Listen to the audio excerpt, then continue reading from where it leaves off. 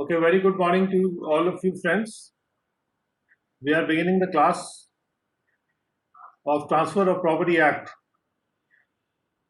1882 as part of your syllabus for the ITO exam preparation. तो जैसे आप देख सकते हैं कि ट्रांसफर ऑफ प्रॉपर्टी एक्ट मैंने आपके सामने रखा हुआ है, और जहां तक कि उस एक्ट के संबंध में जो आपका सिलेबस है उसको अगर देखें तो चैप्टर 2 के 5 to 11, तो चैप्टर 2 जो है आप देख सकते हैं यहाँ पे चैप्टर 2 है। इसके पहले चैप्टर 1 में नॉर्मल जो क्लॉजेज होते हैं प्लस एक डेफिनेशन का क्लॉज है या इंटरप्रिटेशन का क्लॉज भी कह सकते हैं उसको, not exactly a definition clause but rather N interpretation clause. Definition किसी चीज को बहुत स्पेसिफिक ढंग से परिभाषित करने की प्रक्रिया होती है, और इंटरप्रिटेशन किसी चीज में से, किसी शब्द में से उसका अर्थ उद्धृत करने की या अर्थ ग्रहण करने की प्रक्रिया होती है। और जब हम किसी भी शब्द को या किसी फ्रेज को इंटरप्रेट करते हैं, इसका मतलब हम उसका अर्थ निकालने की कोशिश कर रहे हैं, उसका अर्थ ग्रहण करने की कोशिश कर रहे हैं। कुछ ऐसी चीज जो कि बहुत ही स्पेसिफिकली परिभाषित करने की आवश्यकता नहीं है, उसको इंटरप्रिटेशन क्लॉज के माध्यम से इंटरप्रेट कर दिया जाता है।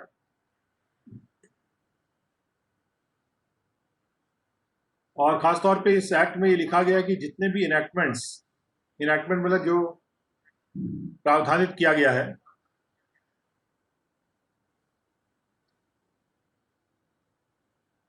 जो कि कॉन्ट्रैक्ट से रिलेटेड है, वो कॉन्ट्रैक्ट एक्ट का पार्ट भी माने जाएंगे और रजिस्ट्रेशन एक्ट के सप्लीमेंटल होंगे। यानी रजिस्ट्रेशन एक्ट के एडिशन में उससे उसमें इजाफा करते हुए supplemental to the registration act, यानी जितने भी ऐसे प्रावधान हैं जो कॉन्ट्रैक्ट से रिलेटेड हैं, जो प्रावधान इस ट्रांसफर ऑफ प्रॉपर्टी एक्ट में हैं,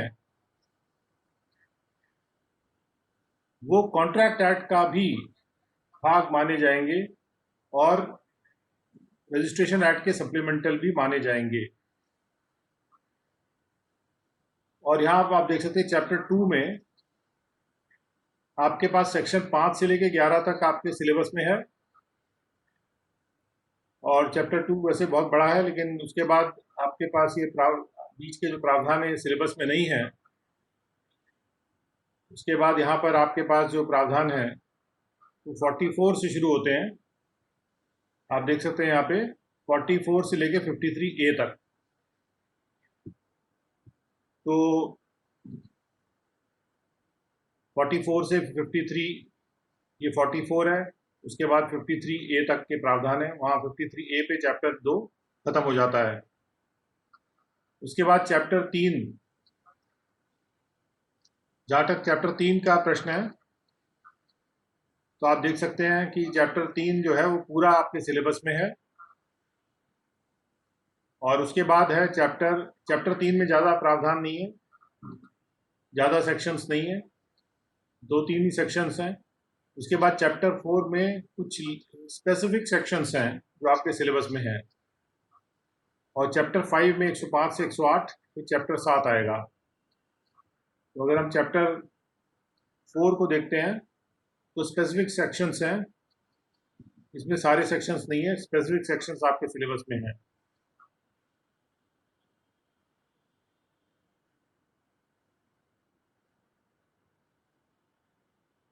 चैप्टर 4 जब खत्म हो जाता है तो चैप्टर 5 में से केवल 105 से लेकर 108,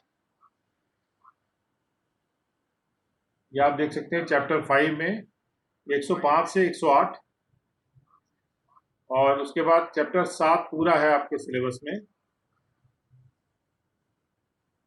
तो चैप्टर 7 जो है ये गिफ्ट्स के ऊपर जैसे है, तो इसमें 122 से लेकर 129 तक के सेक्शंस हैं, ये पूरा आपके सिलेबस में। उसके बाद चैप्टर 8 है आपके सिलेबस में। 8 में से केवल एक ही सेक्शन है, जो कि कह सकते हैं आप 130 नंबर सेक्शन, केवल एक ही सेक्शन आपके सिलेबस में उसमें है। तो इस तरह से हम लोग आगे बढ़ते हैं और शुरुआत करते हैं ट्रांसफर ऑफ प्रॉपर्टी एक्ट को समझने की। ट्रांसफर ऑफ प्रॉपर्टी एक्ट 1882 में इनैक्ट हुआ था और उस वक्त की जो भी लॉ थी ट्रांसफर ऑफ प्रॉपर्टी के संबंध में, उसको काफी विस्तृत रूप से इसने अमेंड किया था। और चूंकि अभी भी ये एक्ट हमारे देश में चलायमान है, तो इसलिए इसने अपने, इसको कहते हैं कि it has stood the test of time, और इसके प्रोविजंस में ज़्यादा बिना अमेंडमेंट किए ही ये काम कर रहा है। तो कोई भी प्रावधान अगर उसके, कोई भी इनैक्टमेंट अगर उसके प्रावधान टाइम के हिसाब से ज़्यादा नहीं बदलते हैं,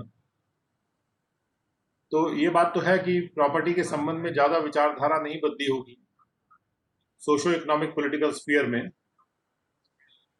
और दूसरा ये भी है कि बनाने वालों ने इसको बहुत सोच समझ के बनाया है। तो ये 1 जुलाई 1882 को फोर्स में आ गया था,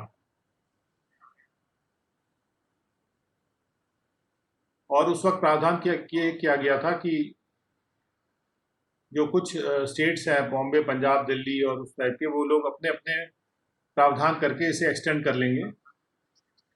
तो उन्होंने अपने अपने प्रावधान कर लिए थे, तो अब ये भारत में सब जगह पे लागू है।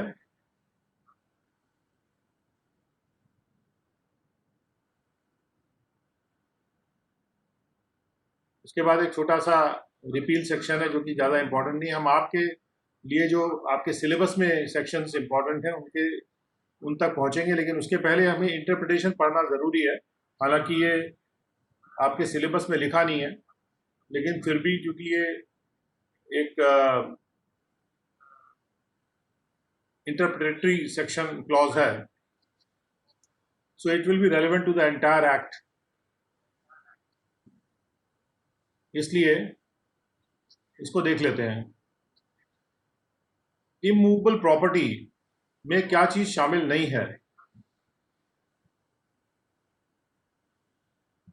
In this act, unless there is something repugnant in the subject or context, इस एक्ट में जब तक कि ऐसा ना हो कि कोई चीज ऐसी हो जो भी सब्जेक्ट पढ़ा जा रहा है या जो भी संदर्भ ग्रहण किया जा रहा है उस संदर्भ के ठीक विपरीत हो। रिपग्नेंट यानी उससे लड़ाई करने वाली, उसके खिलाफ जाने वाली, यानी जो भी हम विषय वस्तु या जो संदर्भ को ग्रहण करे हुए हैं उससे विपरीत अगर कोई बात आती है तब कोई मीनिंग में चेंज आ सकता है, लेकिन वैसे इंटरप्रिटेशन इमूवेबल प्रॉपर्टी का यही होगा, ये कहने का मतलब है। सो इमूवेबल प्रॉपर्टी का मतलब की जगह पर इमूवेबल प्रॉपर्टी क्या नहीं है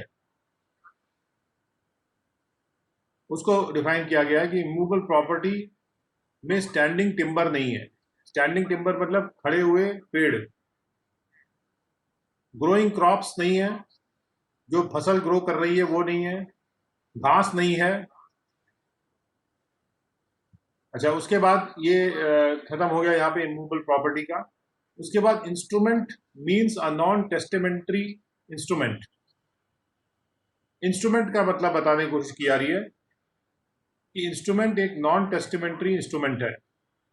सबसे पहले तो इंस्ट्रूमेंट वर्ड समझ लीजिए, जब भी ट्रांसफर प्रॉपर्टी एक्ट के संबंध में इंस्ट्रूमेंट वर्ड का यूज किया जा रहा है, इंस्ट्रूमेंट का मतलब एक ऐसा कागज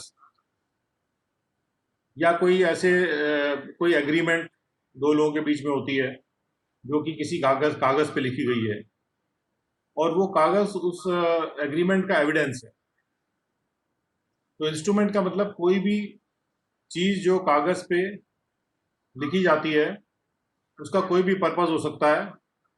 एक सेल डीड हो सकती है, कोई दूसरे टाइप की एग्रीमेंट हो सकती है, कोई और भी इंस्ट्रूमेंट वसीयत हो सकती है, या कुछ और भी हो सकता है। इंस्ट्रूमेंट मतलब कोई भी कागज पे कोई डिक्लेरेशन, कोई घोषणा की जा रही है, जो किसी कॉन्ट्रैक्ट से संबंधित भी हो सकती है, कॉन्ट्रैक्ट से संबंधित नहीं भी हो सकती है। इंस्ट्रूमेंट एक एविडेंस है किसी भी डिसीजन का या किसी संगठना का। और साधारण शब्दों में अगर समझा जाए तो इंस्ट्रूमेंट का मतलब एक ऐसा कागज जिसपे कुछ कुछ लिखा हुआ है और कुछ लोगों के सिग्नेचर है,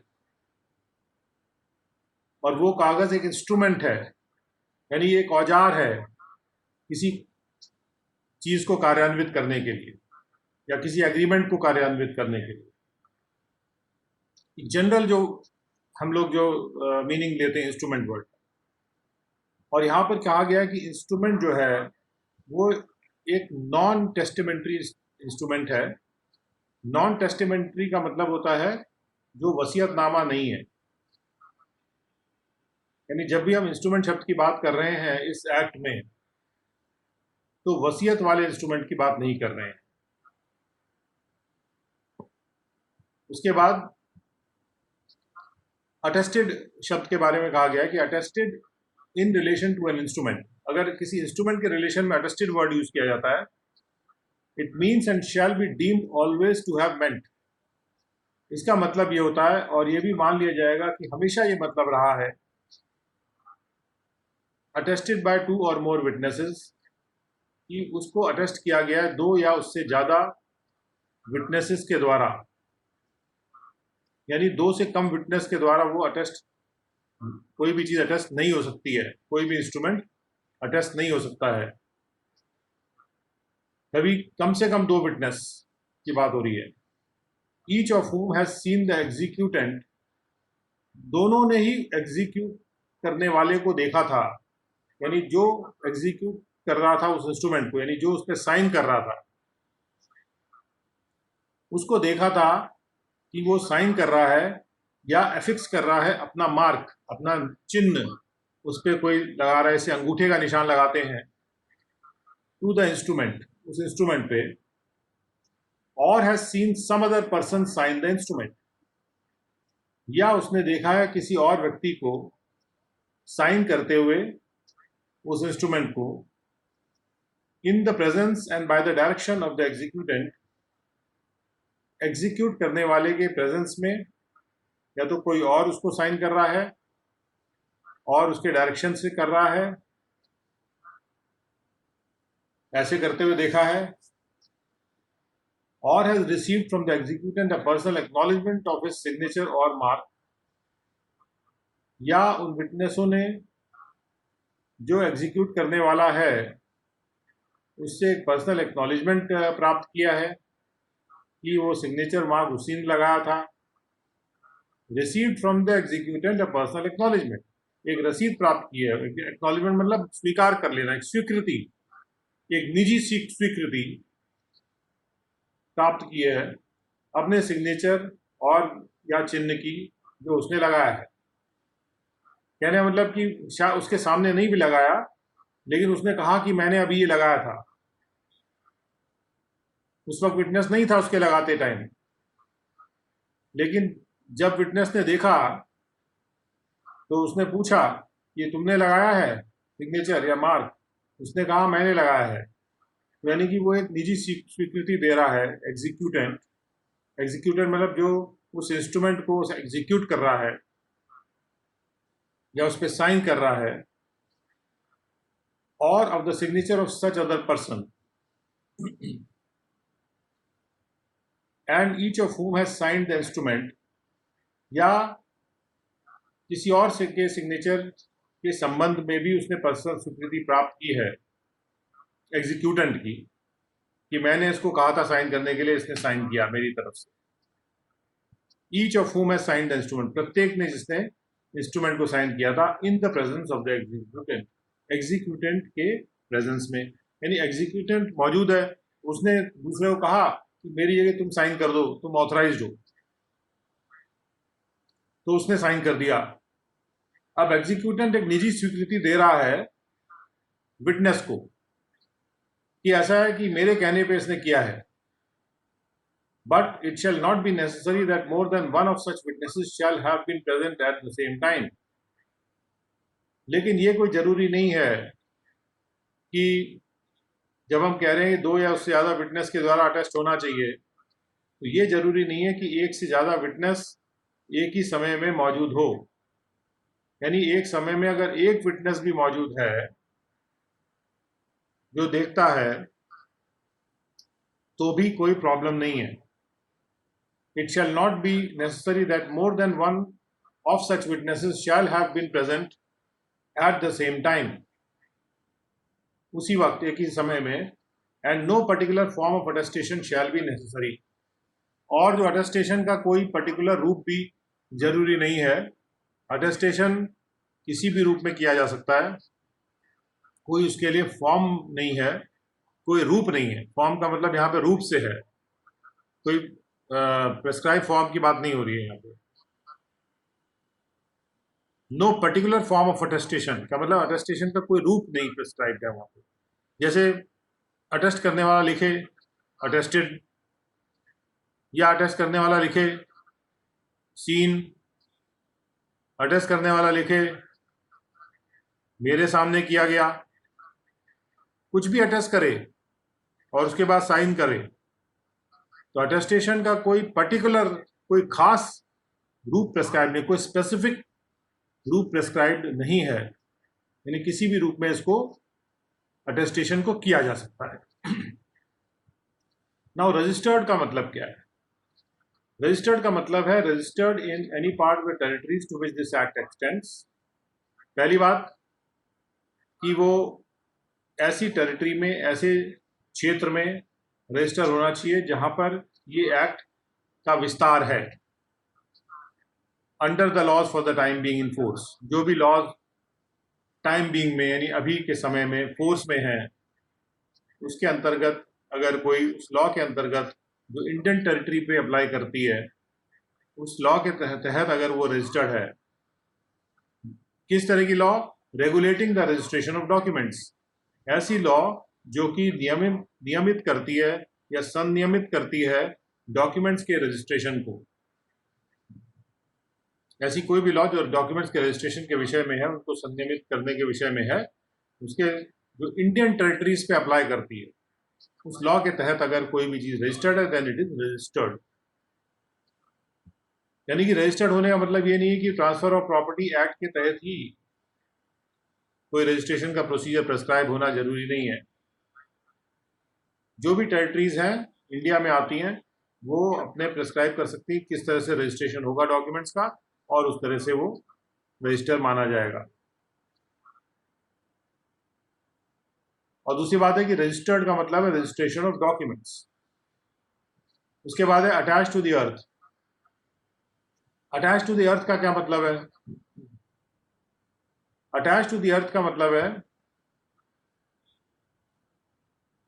रूटेड इन द अर्थ, यानी जिसके जड़ पृथ्वी में है, as in the case of trees and shrubs, जैसे पेड़ और झाड़ी के केस में होता है।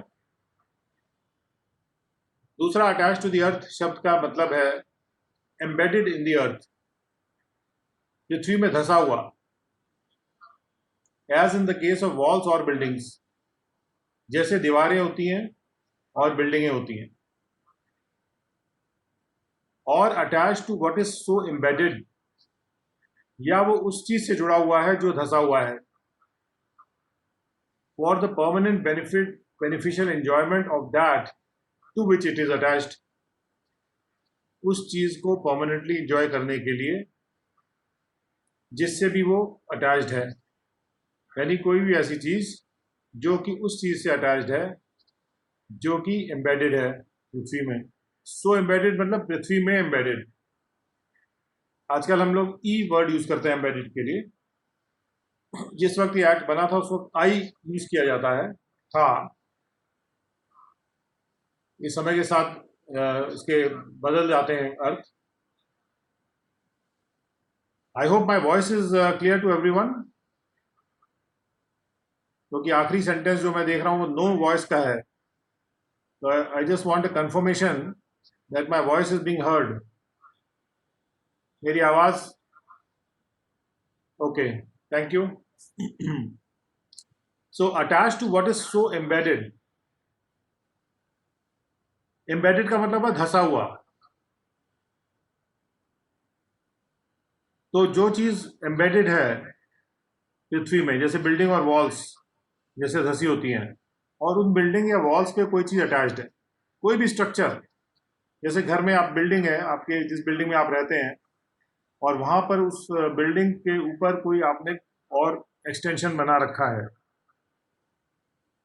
तो वो जो भी एक्सटेंशन आपने बनाया है, या छत बनाई है, या कुछ भी बनाया है, या टेम्पररी कोई स्ट्रक्चर बना रखा है, वो उस बिल्डिंग के परमानेंट बेनिफिशियल एंजॉयमेंट के लिए है. और जो बेनिफिशियल शब्द का बार बार प्रयोग होता है, उसका मतलब किसी के बेनिफिट में. तो जब ये लॉ बनी थी, तो उस वक्त ये थ्योरी चलती थी कि जो सरकार का जो कार्य होता है वो लोगों को मैक्सिमम उनका बेनिफिट को मैक्सिमाइज करने के लिए होना चाहिए. तो ये बेनिफिट शब्द का बहुत प्रयोग होता था. तो जब भी हम कहते हैं बेनिफिशियल एंजॉयमेंट, यानी कि कोई मैलिफिशेंट एंजॉयमेंट नहीं, बेनिफिशियल जो फायदेमंद एंजॉयमेंट. अगर पर्पस बेनिफिशियल एंजॉयमेंट का है तो वो बेनिफिशियल एंजॉयमेंट कहा जाता है.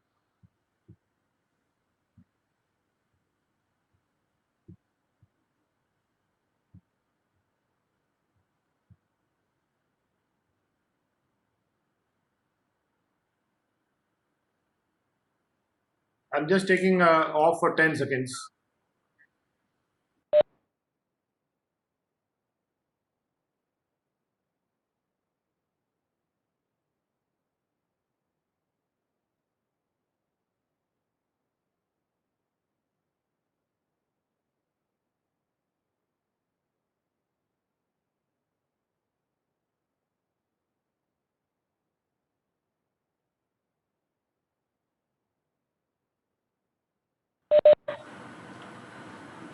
Okay.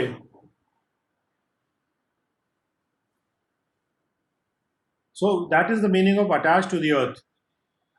या तो पृथ्वी में जो जिसके रूट्स हों, जैसे ट्रीज एंड श्रब्स, या जो धसा हुआ है जैसे वॉल्स और बिल्डिंग्स, या धसी हुई चीज से जो जुड़ा हुआ है. उसके बाद actionable claim. Actionable claim means a claim to any debt other than a debt secured by mortgage of immovable property, or by hypothecation or pledge of movable property, or to any beneficial interest in movable property not in the possession either actual or constructive of the claimant, which the civil courts recognize as affording grounds for relief,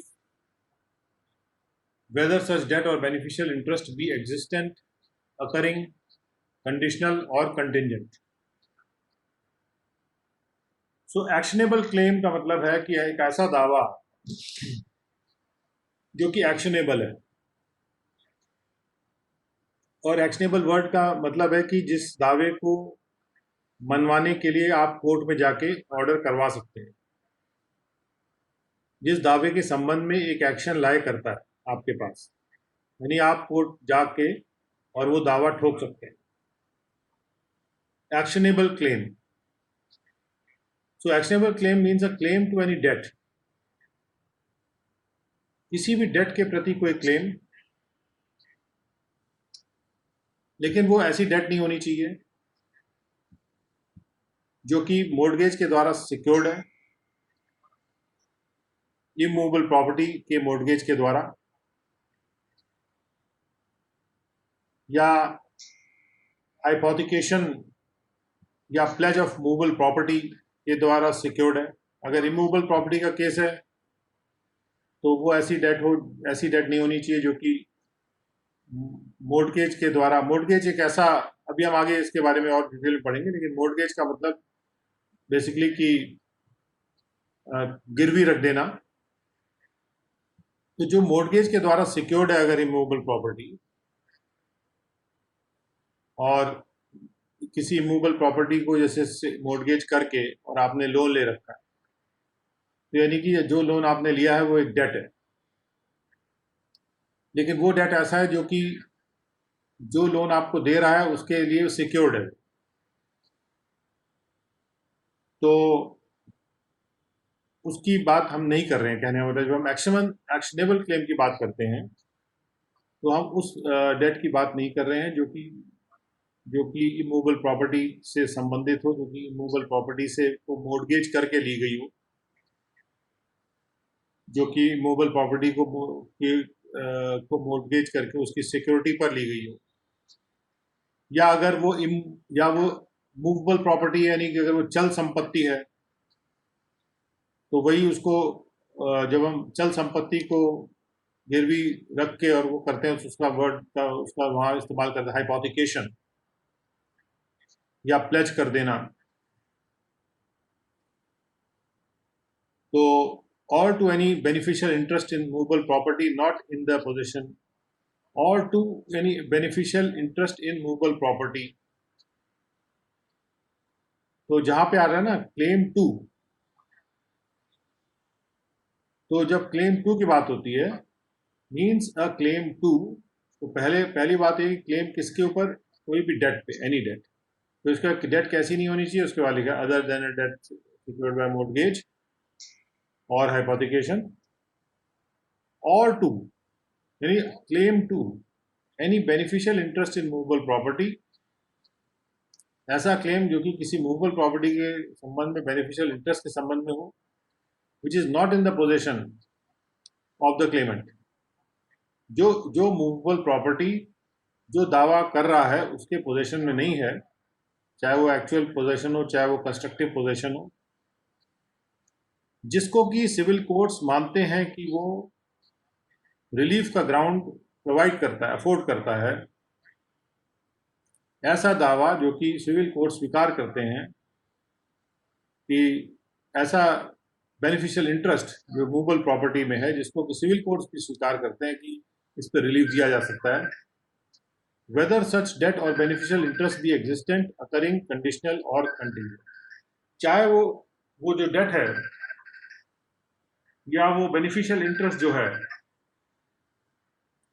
अब ये जो जहां date की बात हो रही है तो ये रेफर कर रहे हैं हम इस डेट पे, ये क्लेम टू एनी डेट। तो यानी यहाँ पर दो तरह के क्लेम्स हैं, एक तो क्लेम है डेट का और दूसरा क्लेम है बेनिफिशियल इंटरेस्ट का जो मूवेबल प्रॉपर्टी के संबंध में। Excuse me.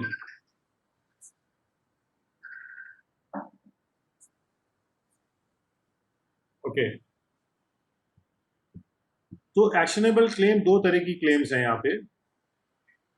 एक तो है क्लेम टू एनी डेट, दूसरा है claim to any beneficial interest in movable property.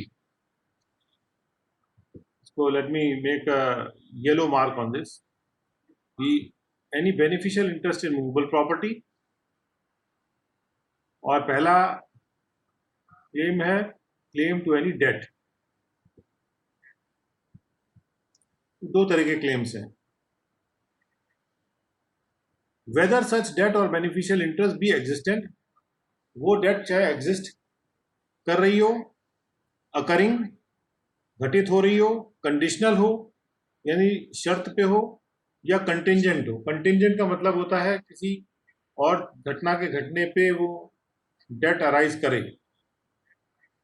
Conditional का मतलब होता है जो किसी शर्त पे आधारित हो।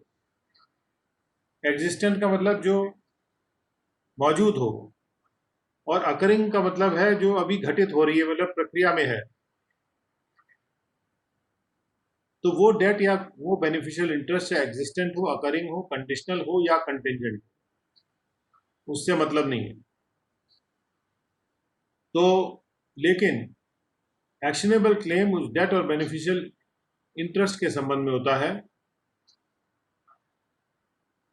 और ये जो एक्शनेबल क्लेम है ये एक ऐसा क्लेम होता है जिसके प्रति आप कोर्ट में जाके बेनिफिट ले सकते हैं।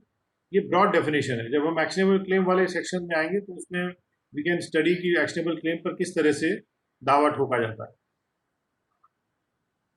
Now a person is said to have notice of a fact. Person is said to have notice को डिफाइन किया गया है कि एक पर्सन को ध्यान होना किसी बात का, नोटिस होना मतलब उसको ध्यान हो, उसके ध्यान में होना।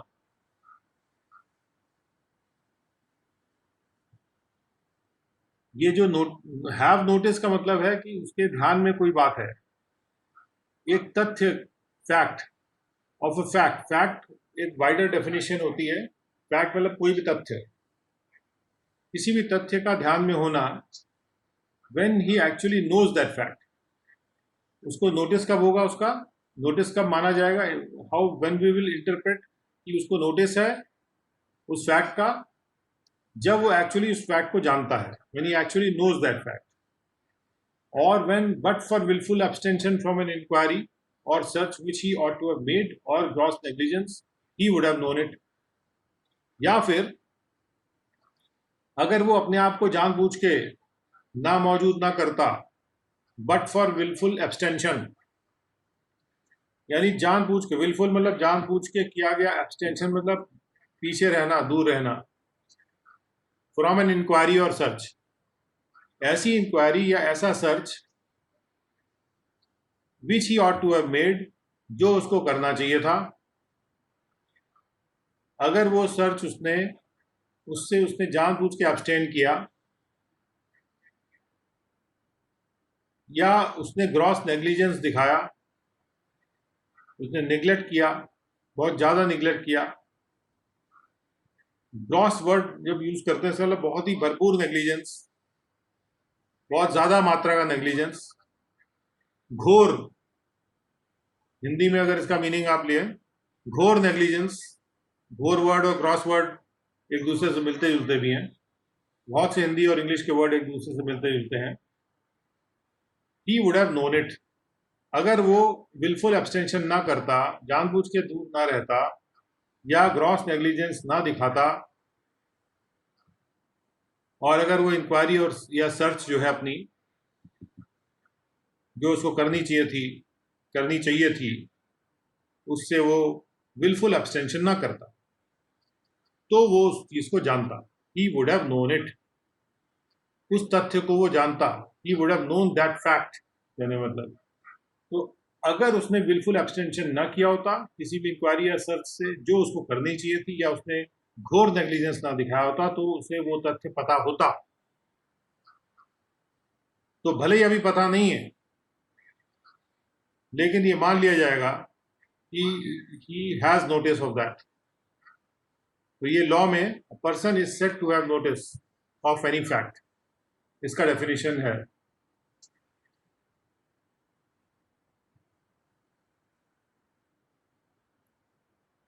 जैसे आपके पास कोई ईमेल है जिसको आप रेगुलर इस्तेमाल करते हैं, और ये साबित किया जा सके कि आपने जो है, जब आपको ये डर लग गया कि आपको कोई नोटिस आ जाएगा डिपार्टमेंट का, तो आपने जानबूझ के उसको देखना बंद कर दिया, यानी आपने विलफुली एब्सटेन कर रहे हैं फ्रॉम द इंक्वायरी और सर्च।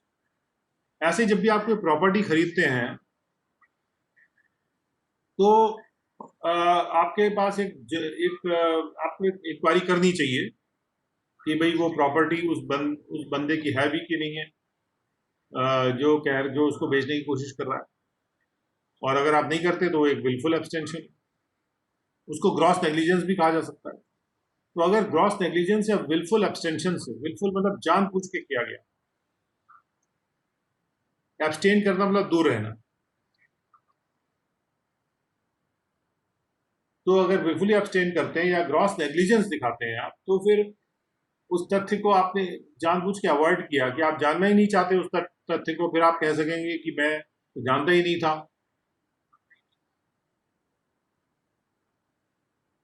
तो ये जो है, फिर भी ये माना जाएगा कि आपको उस बात का नोटिस है, उस फैक्ट का, उस तथ्य का।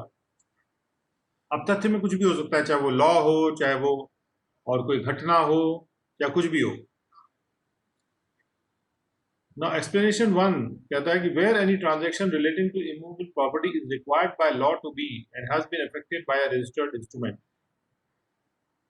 जहां पर भी कोई ऐसा ट्रांजैक्शन है इमूवेबल प्रॉपर्टी के रिलेशन में जिसके प्रति लॉ रिक्वायर करती है, लॉ ये जरूरी करती है कि required by law to be effected by a registered instrument, कि उसको असर के एक रजिस्टर्ड इंस्ट्रूमेंट से दिया जाए, एक रजिस्टर्ड कागज से दिया जाए, अगर लॉ ये जरूरी करती है। And it has been effected, और उसको किया भी गया है रजिस्टर्ड इंस्ट्रूमेंट से। Any person acquiring such property, कोई भी पर्सन जो ऐसी प्रॉपर्टी को एक्वायर कर रहा है, और एनी पार्ट ऑफ और शेयर और इंटरेस्ट इन सच प्रॉपर्टी, या ऐसी प्रॉपर्टी में कोई भी उसका भाग एक्वायर कर रहा है या उसमें एक शेयर ले रहा है, इंटरेस्ट ले रहा है कुछ भी, shall be deem to have notice of such instrument, तो ये मान लिया जाएगा कि अगर वो रजिस्टर्ड इंस्ट्रूमेंट एग्जिस्ट कर रहा है तो ये मान लिया जाएगा कि उसे उस इंस्ट्रूमेंट के होने का नोटिस था। As from the date of registration, उस रजिस्ट्रेशन की तारीख से ही था। और where the property is not all situated in one sub-district, or where the registered instrument has been registered under the Section 32 of the Indian Registration Act, from the earliest date on which any memorandum of such registered instrument has been filed by any sub-registrar within whose sub-district any part of the property which is being acquired, or of the property wherein a share or interest is being acquired, is situated.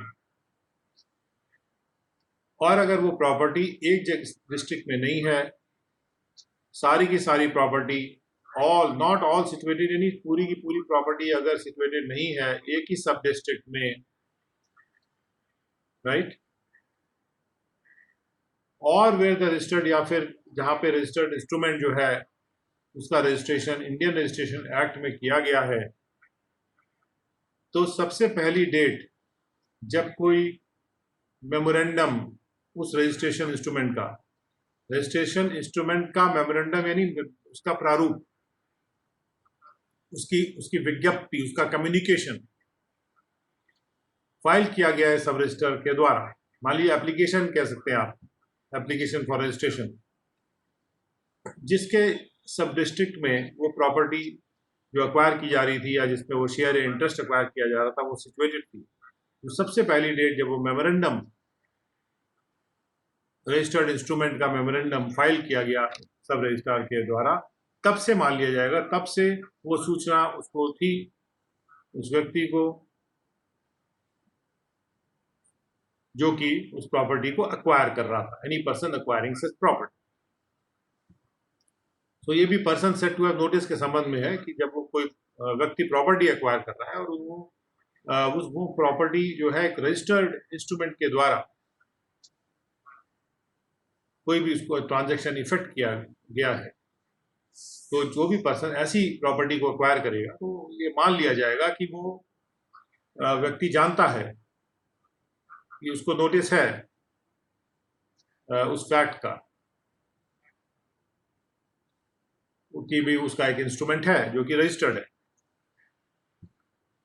Provided that the instrument has been registered and its registration completed in the manner prescribed by Indian Registration Act, बशर्ते कि registration जो है Indian registration act के अनुसार हुआ हो,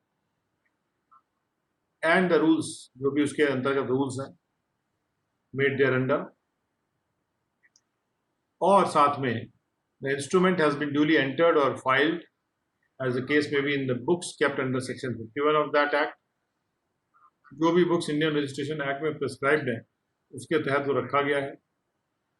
The particulars regarding the transaction to which the instrument relates have been correctly entered in the indexes, और जो इंडेक्सेस बनाए गए हैं सेक्शन 55 में रजिस्ट्रेशन एक्ट के, उन इंडेक्सेस में भी उस ट्रांजैक्शन के पर्टिकुलर्स करेक्टली एंटर्ड हैं। अगर ये तीनों चीजें हैं तभी ये माना जाएगा कि उसको नोटिस था जो खरीद रहा था उस प्रॉपर्टी को। अब एक्सप्लेनेशन 2 कहता है कि any person acquiring any immovable property और एनी शेयर और interest in any such property shall be deemed to have notice of the title if any of any person who is for the time being in actual possession thereof, कोई भी person जो कि कोई भी immovable property को acquire कर रहा है या उस प्रॉपर्टी में कोई शेयर या इंटरेस्ट अक्वायर कर रहा है, उसके बारे में ये मान लिया जाएगा कि उसको नोटिस था, उसको जानकारी थी, उसको नॉलेज थी कि टाइटल किसका है उस पर, टाइटल ऑफ एनी पर्सन, उसके टाइटल के बारे में नोटिस था जो कि एक्चुअल पोजीशन में है उस प्रॉपर्टी के। क्यों? क्योंकि कोई भी व्यक्ति को ये ड्यू डिलिजेंस है कि अगर प्रॉपर्टी एक्वायर किया जा रहा है तो वो उसके टाइटल के बारे में जानकारी लेगा। अगर वो जानकारी नहीं लेता तो उसकी गलती है। अगर बिल्डर आपको फ्लैट बेच रहा है और आप जो है उसके बारे में, उसके टाइटल के बारे में कोई सूचना नहीं प्राप्त करते हैं, वो खरीद लेते हैं, तो ये नहीं कह सकते आप कि हमें पता नहीं था कि इनका लैंड नहीं है, वो किसी और के नाम पे है, या ये उसको बेच नहीं सकते हैं, या उस पर बिल्डिंग नहीं बना सकते हैं, या इनका अप्रूवल नहीं है अथॉरिटीज के साथ। तो क्योंकि यहाँ पर he is deemed to have notice of the title of any person, जो कि पोजेशन में वो है, बैठा हुआ है, काबिज है, लेकिन टाइटल उसका है कि नहीं है, टाइटल के बारे में ये मान लिया जाएगा कि आप अगर खरीद रहे हैं तो आपको टाइटल की जानकारी है। टाइटल की जानकारी मतलब उसमें उसका जो ओनरशिप की जानकारी है। A person shall be deemed to have had notice of any fact if his agent acquires notice. किसी पर्सन के बारे में ये मान लिया जाएगा कि उसको नोटिस था किसी भी तथ्य का। ये notice of any fact, fact शब्द नॉर्मली लॉ में यूज किया जाता है, तथ्य एक बहुत वाइड डेफिनेशन है। किसी भी तथ्य का नोटिस है ये मान लिया जाएगा अगर उसका एजेंट एक्वायर करता है नोटिस, यानी अगर एजेंट ये जानकारी प्राप्त कर लेता है उसके बारे में while acting on his behalf, जबकि वो जो एजेंट है उसके तरफ से काम कर रहा है in the course of business to which that fact is material, और वो ऐसे बिजनेस के कार्यकलापों के दौरान उसको नोटिस मिलता है जो फैक्ट जो है, जो मटेरियल फैक्ट है जिसका नोटिस होना चाहिए, और अपने कोर्स ऑफ बिजनेस में उसको नोटिस मिल जाता है एजेंट को, तो ये मान लिया जाएगा कि ये नोटिस उस पर्सन को भी है जिसके बिहाफ पे वो एजेंट काम कर रहा था। Provided that if the agent fraudulently conceals the fact, बशर्ते ये कि अगर वो एजेंट जो है फ्रॉड करता है और उस फैक्ट को छुपा लेता है, तो principal shall not be charged, principal यानी जो एजेंट का प्रिंसिपल है, जिसका वो एजेंट है, he shall not be charge with notice thereof, उसको उसके नोटिस से प्रभावित नहीं किया जाएगा। कहने मतलब ये नहीं कहा जाएगा कि उसको इस बात का नोटिस है। As against any person who was a party to और otherwise cognizant of the fraud,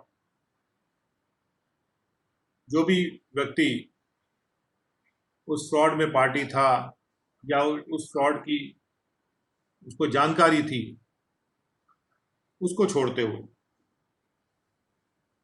तो अगर उसको जानकारी नहीं थी उस फ्रॉड की तब, और उस फ्रॉड के तहत अगर उसने कंसील कर लिया, एजेंट ने कंसील कर लिया उस फैक्ट को, तो प्रिंसिपल के बारे में ये नहीं कहा जाएगा उनको नोटिस था। He shall not be charge with the notice का मतलब उनको ये उनके बारे में नहीं कहा जा सकेगा कि ये इस बात से प्रभावित नहीं किया जाएगा उनको, मतलब कि ये नहीं कहा जा सकेगा कि उनको इस बात की जानकारी थी उस तथ्य की, क्योंकि जो एजेंट है उसने बताया नहीं, वो तो फ्रॉड करके वो छुपा लिया उस फैक्ट को।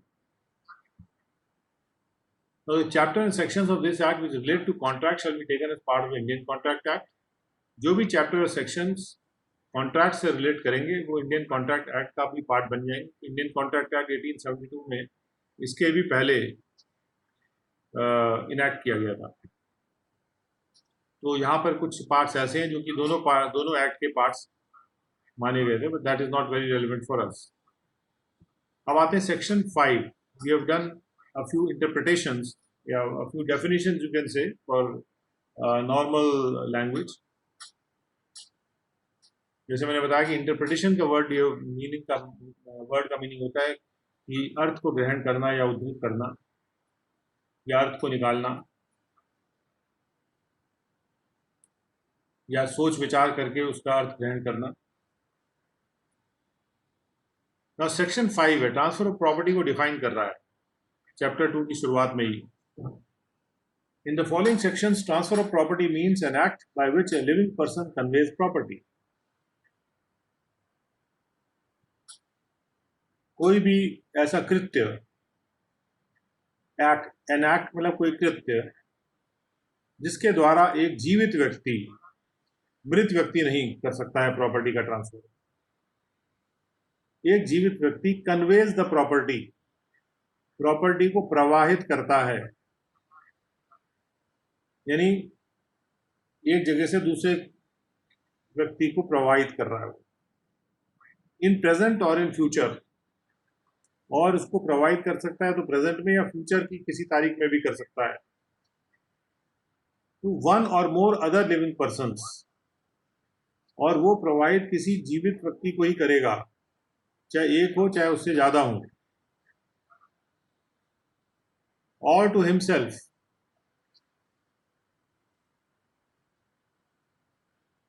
ट्रांसफर या फिर अपने आप को, और इट हिमसेल्फ, और खुद ही करेगा, एंड वन और मोर अदर लिविंग पर्सन्स, या वन और मोर या वन लिविंग पर्सन्स, और टू हिमसेल्फ एंड वन और मोर अदर लिविंग पर्सन, या अपने आप को और अपने साथ दूसरे लोगों को. And to transfer property is to perform such act. और जब हम कहते हैं कि ट्रांसफर द प्रॉपर्टी, इसका मतलब है उस कृत्य को परफॉर्म करना. तो बेसिकली क्या है, conveyance of the property, that is the main meaning कि property has to be conveyed. Property has to be conveyed either in present और इन फ्यूचर. ओके, टू एक या उससे ज्यादा जीवित व्यक्तियों को, एक इसमें दो जीवित व्यक्ति के बीच में ही प्रॉपर्टी कन्वे होगी. मृत व्यक्तियों के बीच में या एक जीवित और एक मृत व्यक्ति के बीच में प्रॉपर्टी कन्वे नहीं हो सकती है. और प्रॉपर्टी का कन्वेंस या तो दूसरे लोगों को होगा या अपने आप को साथ में दूसरे लोगों को. जब हम कहते हैं कि अपने आप को या अपने और दूसरे लोगों को साथ में मिला के कन्वे किया जा सकता है. And in this section living person includes a company. और लिविंग पर्सन के डेफिनेशन में एक कंपनी भी आएगी, या कोई एसोसिएशन भी हो सकती है, या कोई बॉडी ऑफ इंडिविजुअल्स भी हो सकती है, चाहे उसका इनकॉर्पोरेशन हो चाहे ना हो, चाहे वो रजिस्टर्ड हो चाहे ना हो. But nothing herein contained shall affect any law for the time being in force relating to transfer of property to or by companies, associations or body of individuals. लेकिन अगर कोई लॉ ये कहती है, अगर कोई लॉ बनी हुई है किसी भी स्टेट में या कहीं पे जो इसके खिलाफ जाती है कि भाई बॉडी ऑफ इंडिविजुअल्स को या एसोसिएशंस को या कंपनीज को प्रॉपर्टी ट्रांसफर नहीं हो सकती है, तो वो उस लॉ के अधीन ये प्रावधान है. क्योंकि ये प्रावधान एक जनरल प्रावधान है कि प्रॉपर्टी कोई भी लिविंग पर्सन किसी भी लिविंग पर्सन को कन्वे कर सकता है. हाँ, प्रावधानिक रूप से इसको रोका जा सकता है कि कोई पर्टिकुलर एसोसिएशन, अगर एसोसिएशन ऑफ पर्सन है या कोई बॉडी ऑफ इंडिविजुअल्स है जो कि जिसका कोई रजिस्ट्रेशन नहीं भी हुआ है, तो उसको ट्रांसफर हो सकती है कि नहीं हो सकती है, इस बारे में लॉ इसको रोक सकती है. तो ये बहुत इंपॉर्टेंट पॉइंट नहीं है कि किसको ट्रांसफर हो सकती है किसको नहीं हो सकती. मेन इसका प्रिंसिपल जो सिद्धांत है वो तो है कि ट्रांसफर हो सकती है, लेकिन लॉ इसको रोक भी सकती है कि किसको ट्रांसफर हो सकती है प्रॉपर्टी, किसको ट्रांसफर नहीं हो सकती है प्रॉपर्टी. अब सेक्शन 6 है. सेक्शन 6 क्या कहता है, what may be transferred. So what may be transferred, transfer क्या होगा, खासतौर पे यहाँ वो चीजें दी गई क्या चीज ट्रांसफर नहीं होगी, इसको इस तरह से पढ़िए कि what may not be transferred. Property of any kind may be transferred, general किया हुआ प्रॉपर्टी किसी भी तरह की होगी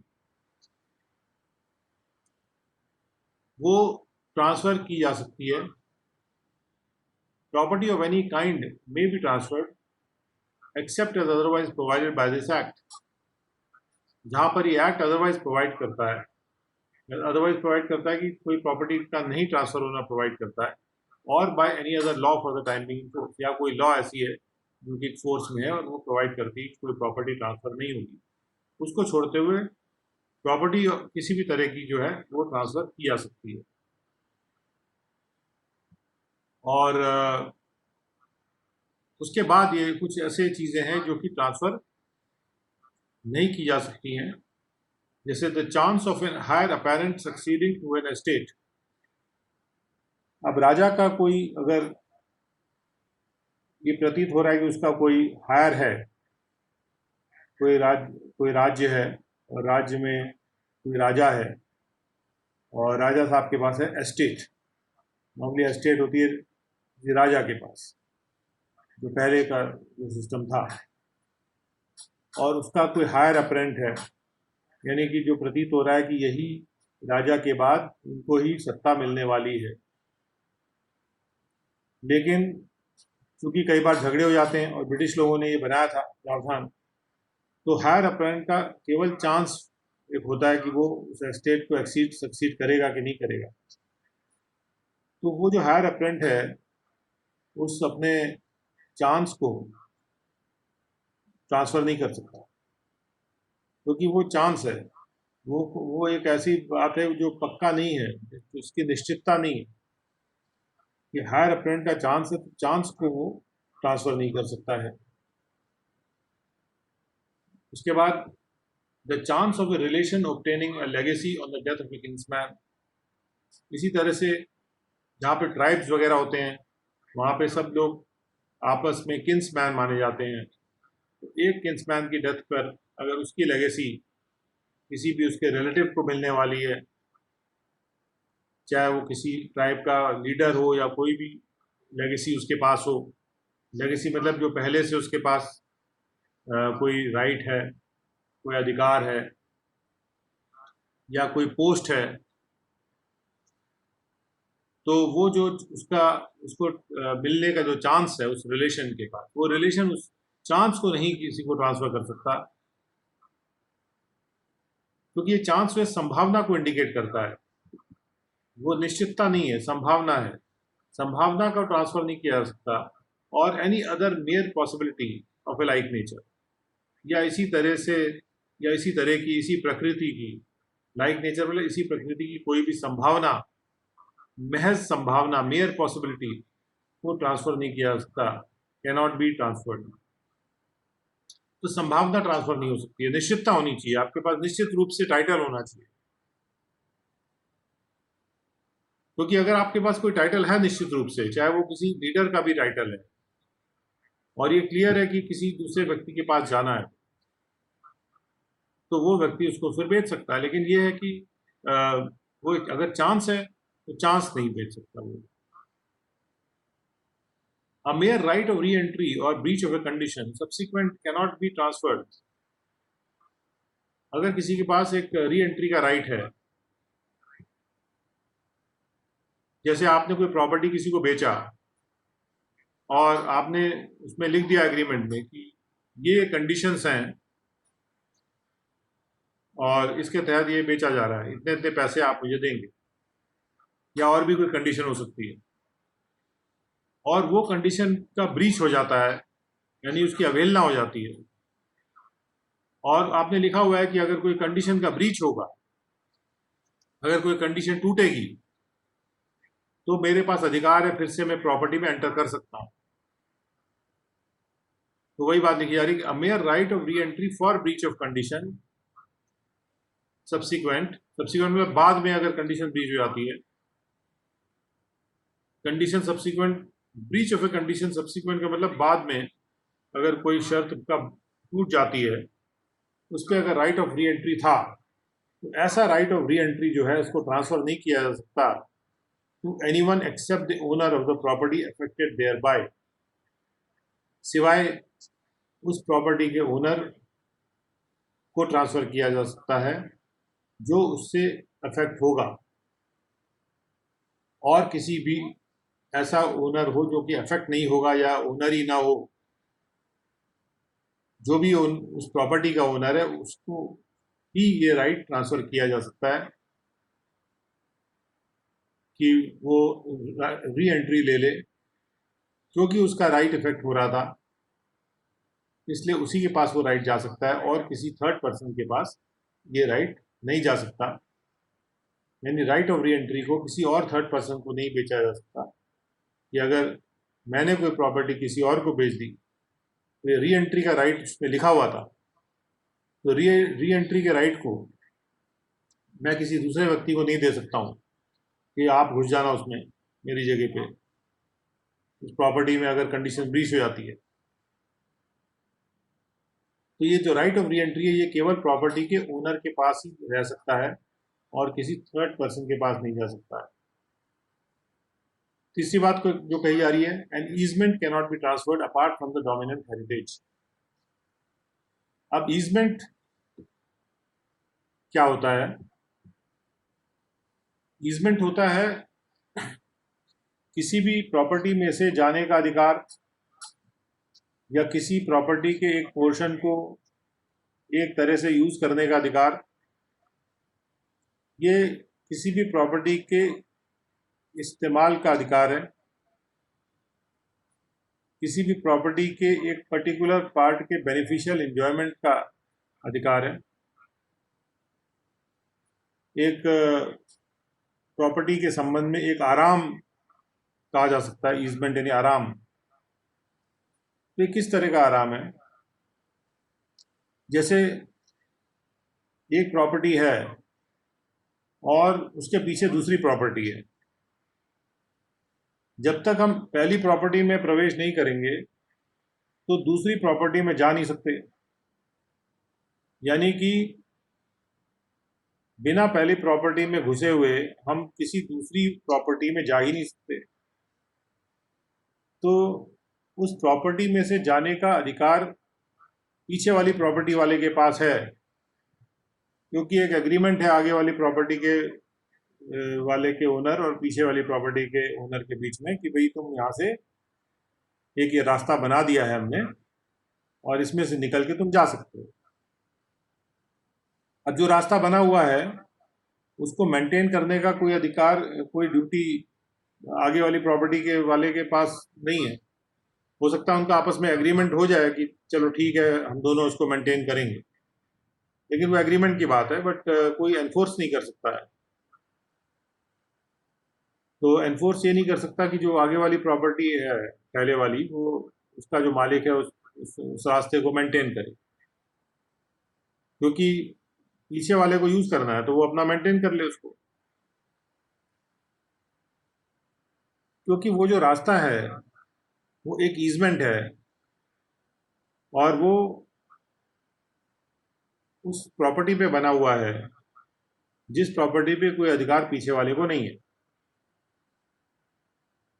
ऐसे ही कभी कभी बहुत लोगों के पास ऐसी प्रॉपर्टी होती थी, तो जब रेलवे लाइन बनानी होती थी तो वो रेलवे लाइन अलाउ कर देते थे कि चलो रेलवे लाइन बना लो प्रॉपर्टी के बीच में से। तो रेलवे लाइन के इधर भी खेत दूसरे आदमी का, दूसरे तरफ का खेत भी उसी आदमी का ही है, लेकिन बीच में से रेलवे लाइन जा रही है।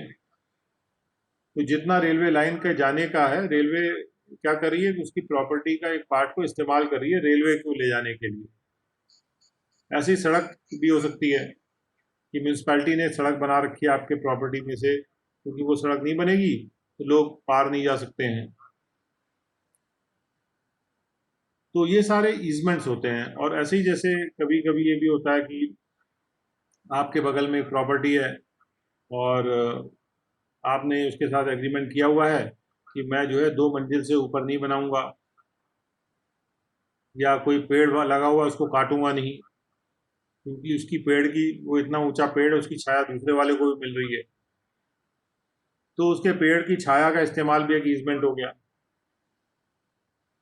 या आपने सनलाइट उसकी नहीं रोकेंगे, आपने ऐसा एग्रीमेंट कर रखा है पीछे वाले की, सनलाइट नहीं, कोई ऐसा स्ट्रक्चर नहीं खड़ा करेंगे जिससे कि सूरज की रोशनी उसको आनी बंद हो जाए। तो ये सारे जो अधिकार हैं वो दूसरी प्रॉपर्टी वाले के पास है, और जिस प्रॉपर्टी पे ये अधिकार मौजूद है वो प्रॉपर्टी दूसरे की है। तो कभी कभी ऐसा हो सकता है कि वो जो ईजमेंट है, जो आगे प्रॉपर्टी वाला व्यक्ति या जो पीछे वाला प्रॉपर्टी वाला व्यक्ति है, दोनों के लिए ये है कि जो ईजमेंट है, जिसके पास भी ईजमेंट है, वो उसको ट्रांसफर नहीं कर सकता apart from the dominant heritage. केवल ईजमेंट को ट्रांसफर नहीं कर सकता वो। डोमिनेंट हेरिटेज मतलब जो प्रॉपर्टी उसके पास है, हेरिटेज मतलब जो उसकी अपनी प्रॉपर्टी है, उसकी धरोहर है। तो जो मुख्य धरोहर है, मुख्य धरोहर से अलग करके केवल ईजमेंट को ट्रांसफर नहीं किया जा सकता। अगर ईजमेंट को ट्रांसफर कर अगर डोमिनेंट हेरिटेज ट्रांसफर हो रहा है तो साथ में ईजमेंट ट्रांसफर हो जाएगा, लेकिन केवल ईजमेंट को ट्रांसफर नहीं किया जा सकता।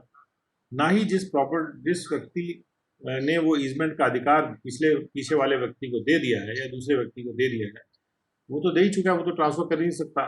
लेकिन जिसको दिया है वो भी अपने डोमिनेंट हेरिटेज के साथ ही उसको ट्रांसफर कर सकता है, वो खुद केवल ईजमेंट को ट्रांसफर नहीं कर सकता।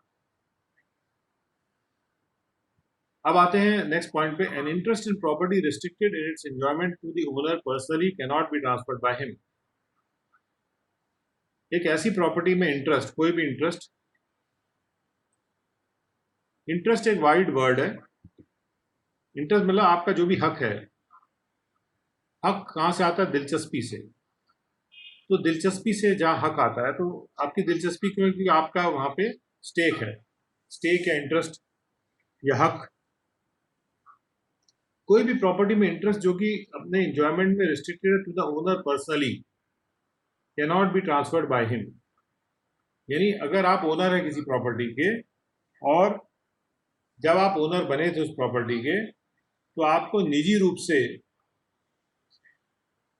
एक इंटरेस्ट उसमें आपने अख्तियार किया था, कि वो निजी रूप से आपने अख्तियार किया था उसको अपने निजी इंजॉयमेंट के लिए, और कोई व्यक्ति के इंजॉयमेंट के लिए नहीं। अगर एक ऐसा इंटरेस्ट है प्रॉपर्टी में आपके पास जिसमें एक रिस्ट्रिक्शन है, जिसमें एक रुकावट है कि उसका एंजॉयमेंट ओनर केवल पर्सनली कर सकता है और कोई उसका एंजॉयमेंट नहीं कर सकता, उस इंटरेस्ट का एंजॉयमेंट नहीं कर सकता, तो यदि कोई और व्यक्ति उसके इंटरेस्ट का एंजॉयमेंट नहीं कर सकता है, तो उसको उस इंटरेस्ट को वो ट्रांसफर भी नहीं कर सकता है।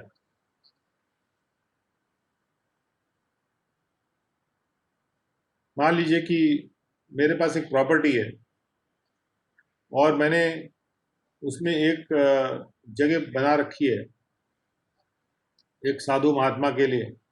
उनको कहा है कि आप यहाँ पे बैठ के और उनका प्रवचन दे सकते हैं मेरी प्रॉपर्टी में। अब वो उस प्रवचन या उनकी कुटिया का मैंने पर्सनल एंजॉयमेंट के लिए उनको दिया हुआ।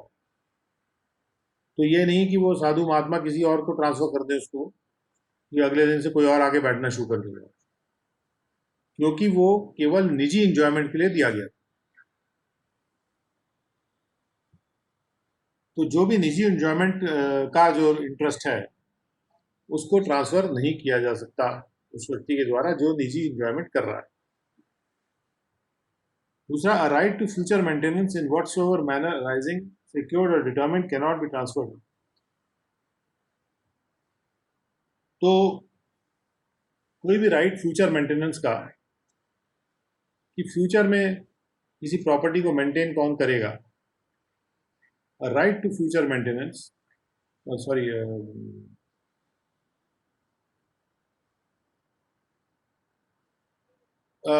राइट टू फ्यूचर मेंटेनेंस मतलब एक मेंटेन करने के लिए जो भी राशि दी जाती है किसी को मेंटेन करने के लिए। तो अगर कोई किसी को मेंटेन करने के लिए मैं कोई राशि किसी को दे रहा हूँ, मान लीजिए किसी को मैं 2,000 रुपये महीने के दे रहा हूँ,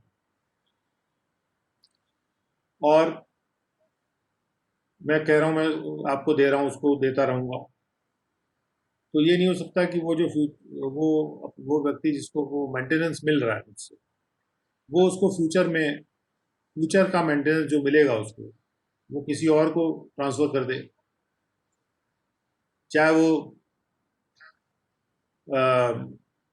in what ever manner arising, मतलब फ्यूचर मेंटेनेंस जो है कैसे भी अराइज कर रहा हो, चाहे सिक्योर्ड मैनर में अराइज कर रहा हो उसको या डिटर्मिन मैनर में अराइज कर रहा हो, यानी जैसे तय कर दिया मैंने इतना दूंगा, या मैंने सुरक्षित ही कर दिया उसके लिए, सुरक्षित कैसे करा, मैंने कोई ट्रस्ट वस्ट बना दिया और उसका राइट सुरक्षित कर दिया फ्यूचर मेंटेनेंस का कि इतना मेंटेनेंस आपको मिलेगा। तो right to future maintenance can not be transferred, ये मुख्य बात है यहाँ पर। वो क्योंकि किसी पर्सन के मेंटेनेंस के लिए दिया जा रहा है, वो ऐसा कोई राइट नहीं किसी और के लिए नहीं, वो भी एक तरह का निजी राइट है, तो इसलिए कोई भी राइट फ्यूचर मेंटेनेंस के लिए ट्रांसफर नहीं किया जा सकता। उसके बाद है मेयर राइट टू सू, जैसे कि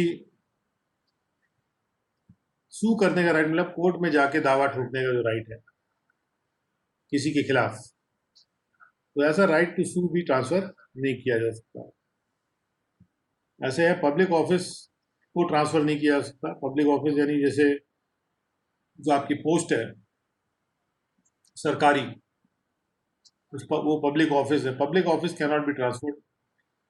पोस्ट को आप ट्रांसफर नहीं कर सकते, जैसे आपको सरकार ने बना दिया ऑफिसर और आप अपने आईटीओ की पोस्ट ट्रांसफर कर दें किसी को, तो वो अलाउड नहीं है।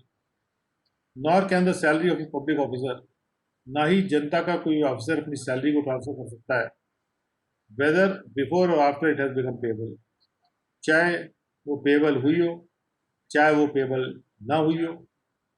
पेबल होने के बाद भी ट्रांसफर नहीं कर सकता, पेबल होने से पहले भी ट्रांसफर नहीं कर सकता।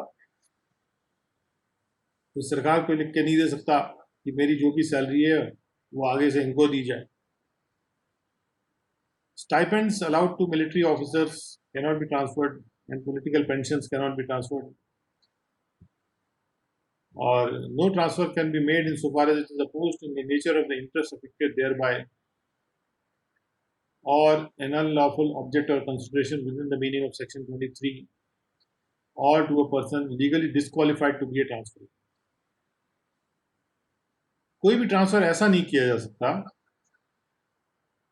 जो कि जो नेचर ऑफ इंटरेस्ट है उसके विपरीत हो, यानी जो भी किसी भी प्रॉपर्टी में कोई भी हक है या इंटरेस्ट है उसके विपरीत जा रहा हो, मतलब जिस तरह का वो जो हकदार था उस हक के ही विपरीत जा रहा हो, ऐसा कोई ट्रांसफर नहीं किया जा सकता।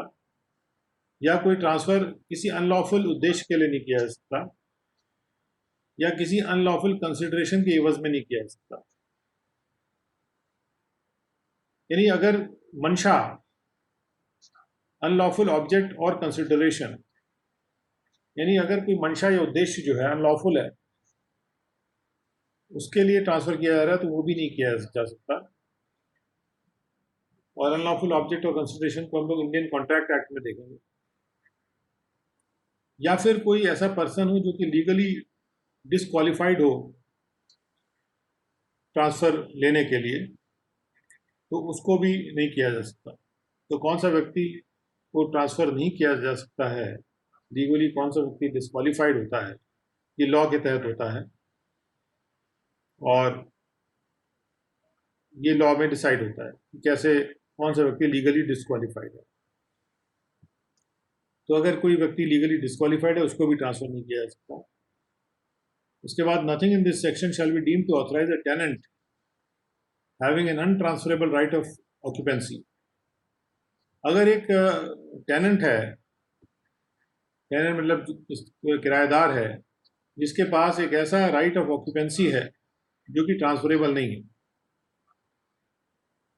या कोई फार्मर है किसी भी एस्टेट में, the farmer of an estate in respect of which the default has been made in paying revenue, जिस एस्टेट के रिस्पेक्ट में रेवेन्यू पे करने में डिफॉल्ट हो गया है, यानी रेवेन्यू नहीं पे हुआ, और the lessee of an estate under the management of a court of wards, या कोई ऐसा एस्टेट का लेसी है जिसने लीज पे ली हुई है जो एस्टेट कोर्ट ऑफ वार्ड्स के मैनेजमेंट के अंतर्गत है। तो इस सेक्शन में कोई भी चीज उसको ऑथराइज नहीं करेगी, इनको ऑथराइज टेनेंट और a farmer of the estate और a lessee of an estate under the management of court of wards, या फार्मर ऑफ एन एस्टेट जिसका रेवेन्यू पे नहीं हुआ, या टेनेंट जिसके पास कोई ट्रांसफरेबल राइट ही नहीं है ऑक्यूपेंसी का, कि वो अपने इंटरेस्ट को असाइन कर दे एज टेनेंट, फार्मर और लेसी वाले इंटरेस्ट को। कि अगर एक फार्मर है एस्टेट का जिसका रेवेन्यू पे नहीं हुआ, तो वो अपने इंटरेस्ट को असाइन किसी और फार्मर को नहीं कर सकता है जब तक कि वो रेवेन्यू नहीं पे होता। इसी तरह से अगर कोई एस्टेट कोर्ट ऑफ वार्ड्स के मैनेजमेंट में है, जो कि एक तरह से कह सकते हैं कि सरकारी मैनेजमेंट में है, तो उसका जो लेसी है वो भी अपने इंटरेस्ट को ट्रांसफ़र नहीं कर सकता। या कोई अगर टेनेंट है जिसके पास ट्रांसफरेबल राइट ही नहीं है ऑक्यूपेंसी का, वो भी अपने इंटरेस्ट को असाइन नहीं कर सकता, किसी और को ट्रांसफर नहीं कर सकता। और उसके बाद आते हैं सेक्शन 7 पे। पहले सेक्शन 7 हम कर लेंगे, उसके बाद will continue with it in the second part of today's lecture at 2 o'clock. So section 7 says persons competent to transfer. Every person competent to contract. कौन सा पर्सन कॉम्पिटेंट है कि वो ट्रांसफर कर सकता है? उसके लिए कहा गया कि हर पर्सन जो कि कॉम्पिटेंट टू कॉन्ट्रैक्ट है। तो इंडियन कॉन्ट्रैक्ट एक्ट में ये लिखा है कि कौन सा पर्सन कॉम्पिटेंट टू कॉन्ट्रैक्ट है और कौन सा पर्सन कॉम्पिटेंट टू कॉन्ट्रैक्ट नहीं है। तो जैसे साउंड माइंड का आदमी होना चाहिए, माइनर नहीं होना चाहिए, इस टाइप से। Every person who is competent to contract and entitled to transferable property, और जो प्रॉपर्टी ट्रांसफरेबल है उसका वो हकदार भी हो सकता है, उसका हकदार है मतलब जो जिसके पास टाइटल है प्रॉपर्टी का, और authorise to dispose of the transferable property, या उसके पास टाइटल नहीं है तो वो ऑथराइज है उसके द्वारा, जिसके पास टाइटल है, ऑथराइज टू डिस्पोज ऑफ मतलब बेच देना, हटा देना, नॉट हिज ओन, जो कि उसकी प्रॉपर्टी नहीं है, उसको डिस्पोज ऑफ कर देने के लिए वो ऑथराइज्ड है अगर। तो ये 3 टाइप के लोग जो होते हैं वो they are the competent to transfer such property either wholly or in part, पूरी तरह से या पार्ट में, आइदर एब्सोल्युटली और कंडीशनली, या तो पूर्णतया या फिर शर्त पे, in the circumstances to the extent and in the manner allowed, उन परिस्थितियों में वो ट्रांसफर कर सकते हैं, उस हद तक ट्रांसफर कर सकते हैं और उस तरीके से ट्रांसफर कर सकते हैं जो कि कोई भी लॉ प्रिस्क्राइब करती है या अलाउ करती है, जो लॉ टाइम बीइंग में फोर्स में है। यानी ये जो 3 चीजें हैं, सर्कमस्टांसेस, एक्सटेंट और मैनर, ये 3 चीजें जो हैं उसको प्रिस्क्राइब करेगी कोई लॉ, या आप इन परिस्थितियों में ट्रांसफर कर सकते हैं, इस विस्तार तक, इस हद तक का आप ट्रांसफर कर सकते हैं, इस तरीके से ट्रांसफर कर सकते हैं, ये लॉ प्रिस्क्राइब कर सकती है। लेकिन ये 3 टाइप के लोग हैं। पहला तो वो कॉन्ट्रैक्ट करने के लिए कॉम्पिटेंट होना चाहिए, दूसरा वो एंटाइटल्ड होना चाहिए, अगर वो एंटाइटल्ड ही नहीं है तो वो प्रॉपर्टी को ट्रांसफर नहीं कर सकता है अनलेस कि वो ऑथराइज्ड है। तो या तो वो ऑथराइज्ड हो या एंटाइटल्ड हो और साथ में वो कॉम्पिटेंट भी हो। यानी या तो कॉम्पिटेंट, सबसे पहली बात कॉम्पिटेंट होना जरूरी है कॉन्ट्रैक्ट करने के लिए, दूसरी बात यह है कि या तो वो एंटाइटल्ड हो या ऑथराइज्ड हो, और तरीका कैसे है वो लॉ प्रिस्क्राइब करेगी किस तरीके से और किन परिस्थितियों में और किस हद तक प्रॉपर्टी को ट्रांसफर किया जा सकता है। So that is section 7 for you. Will start with section 8 in the second part, and we come to the end of first part of Transfer of Property Act.